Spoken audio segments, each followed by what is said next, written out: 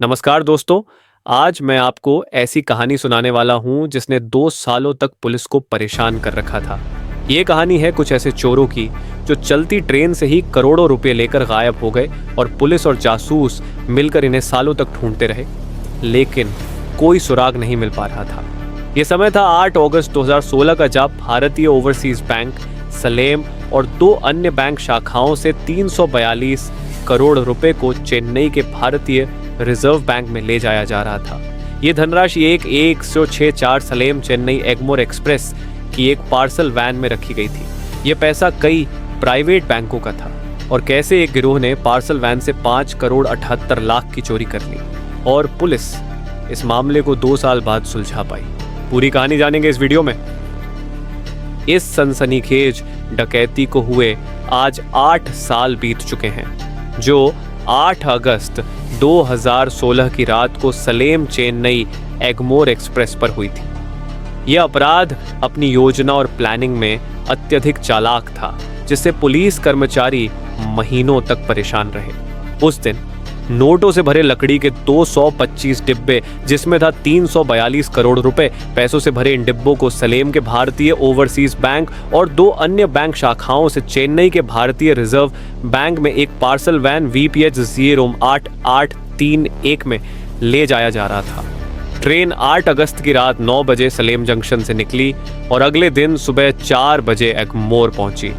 किसी को भी तब तक संदेह नहीं हुआ जब तक कि 9 अगस्त की सुबह 11 बजे RBI अधिकारियों ने पार्सल वैन को खोला नहीं था। उनकी हैरानी का ठिकाना नहीं रहा जब उन्होंने पाया कि 5 करोड़ 78 लाख की चोरी हो गई थी और पार्सल वैन की छत में एक छेद था। उन्हें इस बात की कोई जानकारी नहीं थी कि यह पैसे कैसे और किसने इतनी कड़ी सुरक्षा वाले पार्सल वैन से चुराए। ये सब देखकर RBI और रेलवे अधिकारियों के होश उड़ गए। किसी को भी अंदाजा नहीं था कि यह चोरी कैसे हुई। सिक्योरिटी में 18 अफसर और जवान तैनात थे। जब भी RBI के लिए या RBI से पैसा भेजा जाता है, तब इसकी सिक्योरिटी की जिम्मेदारी असिस्टेंट कमिश्नर की होती थी। मौजूद रिकॉर्ड के मुताबिक ट्रांसपोर्टेशन के दौरान करीब 15 RPF जवान इस पैसे की सिक्योरिटी में थे, लेकिन कोई भी हाई कैपेसिटी पार्सल कोच के अंदर नहीं था। पुलिस ने कहा कि सभी नकदी 225 बक्सों में रखी गई थी। 225 में से सिर्फ 4 बॉक्स टूटे मिले। GRB पुलिस के मुताबिक 4 बॉक्स टूटे मिले। इनमें से एक में पूरा पैसा गायब था, दूसरा बॉक्स आधा खाली था, जबकि तीसरे और चौथे बॉक्स का पैसा बिखरा हुआ था, लेकिन गायब नहीं था। पुलिस के मुताबिक इस बॉक्स को इसीलिए छोड़ा गया कि इसमें कम पैसा था। फॉरेंसिक स्टाफ ट्रेन के साथ रेलवे ट्रैक की जांच में जुट गई ताकि कोई क्लू मिल सके।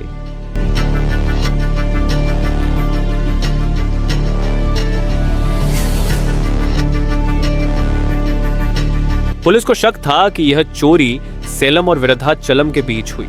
यह दूरी करीब 138 किलोमीटर की है। बता दें कि इस रूट की लाइन इलेक्ट्रिफाइड नहीं है।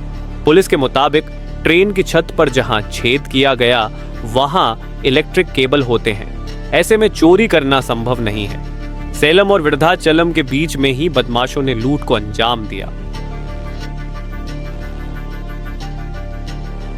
इस प्लान का मास्टरमाइंड है मोहर सिंह और उसके कुछ सहयोगियों, जिनमें कलिया, रूसी और बिल्टिया शामिल थे, ने अयोध्या, पट्टिनम और विरुद्धाचलम स्टेशनों के बीच 1 सप्ताह से अधिक समय तक सफर करके इस ट्रेन मार्ग के बारे में जानकारी जुटाई ली। और डकैती गंग को पता था कि विरुद्धाचलम स्टेशन के आगे इलेक्ट्रिक इंजन की जगह डीजल इंजन लगा दिया जाता है, क्योंकि ये ट्रैक इलेक्ट्रिक नहीं है। ऐसे में इंजन बदलने के बाद बोगी सबसे पीछे हो जाती है। मोहर सिंह के गैंग को यह भी पता था कि चिन्नासलम और विरुद्धाचलम रेलवे स्टेशन के बीच ट्रेन 45 मिनट से ज्यादा समय तक चलती है, साथ ही समय भी रात का होगा। इसलिए लुटेरों ने ट्रेन की बोगी के ऊपर बैठकर सफर करने का प्लान बनाया। फिर प्लान के मुताबिक ट्रेन के इंजन बदलते ही गैंग के कुछ सदस्य डिब्बे पर चढ़ गए। ये रात का समय था, इसलिए चोरों के लिए आसानी थी और इन्हें कोई देख नहीं सका और चोरों ने बोगी के ऊपर चढ़ते ही अपना काम शुरू कर दिया और ट्रेन के चलते समय बैटरी चालित और मैनुअल कटर का उपयोग करके वहां छेद किया और जब ट्रेन की छत कट गई तो एक आदमी ट्रेन के डिब्बे में उतर गया और पैसों से भरे लकड़ी के बक्सों को तोड़कर उनसे पैसे निकालने लगा और अपनी लुंगी में भर भर कर अपने दूसरे दोस्त को देने लगा जो डिब्बे के ऊपर ही बैठता, और समय को ध्यान में रखते हुए 578 करोड़ रुपए निकल लिए। गिरोह के अन्य सदस्य लगभग 7 या 8 महेश पारदी सहित विरुद्धाचलम स्टेशन के पास वयालुर ओवरब्रिज पर इंतजार कर रहे थे। जब ट्रेन विरुद्धाचलम के पास इस घुमावदार मोड़ पर धीमी हुई तो ट्रेन में सवार गैंगस्टरों ने नकदी के बंडल नीचे जमीन पर इंतजार कर रहे अन्य लोगों की तरफ फेंक दिए और वे खुद भी कूद गए। वे सभी पास में खड़ी एक वैन में भाग गए। महत्वपूर्ण बात यह है कि उन्होंने विरुद्धाचलम में डीजल इंजन को इलेक्ट्रिक इंजन से बदलने से पहले पार्सल वैन की छत से उतर गए थे। क्योंकि नोटों की सीरियल नंबर दर्ज नहीं की गई थी, पुलिस के लिए किसी भी बरामदगी को चोरी किए गए पैसे से जोड़ना मुश्किल था। जांचकर्ताओं ने सहयोगी और परिस्थितिजन्य साक्ष्यों और प्रत्यक्षदर्शियों के बयानों पर भरोसा किया कि कैसे चलती ट्रेन में डकैती को अंजाम दिया गया। जांच के हिस्से के रूप में क्राइम ब्रांच सीआईडी टीमों ने विभिन्न राज्यों का दौरा किया और सैकड़ों संदिग्धों से पूछताछ की। पुलिस ने उन स्थानों पर नजर रखी जहां बड़ी संख्या में मुद्रा नोटों का उपयोग किया जा सकता था, जैसे कि निर्माण स्थल, कंस्ट्रक्शन वर्क, जहां पर बड़ी मात्रा में कैश का लेन देन होता है। 2 साल बाद क्राइम ब्रांच सीआईडी ने दावा किया कि उन्होंने डकैती को सुलझा लिया है और 12 अक्टूबर 2018 को मध्य प्रदेश के रतलाम के 38 वर्षीय दिनेश पारदी और 29 वर्षीय रोहन पारदी को गिरफ्तार किया, जो गुना सेंट्रल जेल में अन्य आपराधिक मामलों में बंद थे। पूछताछ के दौरान दोनों ने स्वीकार किया कि वे एक गिरोह का हिस्सा थे जिसका नेतृत्व एच मोहर सिंह कर रहे थे, जो कई राज्यों में चोरी और डकैती में शामिल अपराधियों के समूह का सदस्य था। उस साल के अंत में सीआईडी ने मोहर सिंह, रूसी पारदी, कलिया उर्फ कृष्ण, महेश पारदी और बिल्टिया उर्फ ब्रिजमोहन सहित 5 और लोगों को गिरफ्तार किया। उनमें से 4 गुना सेंट्रल जेल में और एक अशोकनगर जेल में बंद थे, जो कि मध्य प्रदेश में है। मुख्य संदिग्ध मोहर मध्य प्रदेश के गुना जिले के खेच राचक गांव का रहने वाला है। पुलिस के मुताबिक उसकी कोई औपचारिक शिक्षा नहीं है। उसके नेतृत्व में गिरोह में उसके रिश्तेदार और कबीले के लोग शामिल थे। उन्होंने एक साथ यात्रा की और कई राज्यों, जिनमें राजस्थान, दिल्ली, हरियाणा, गुजरात और महाराष्ट्र शामिल हैं, में अपराध किए।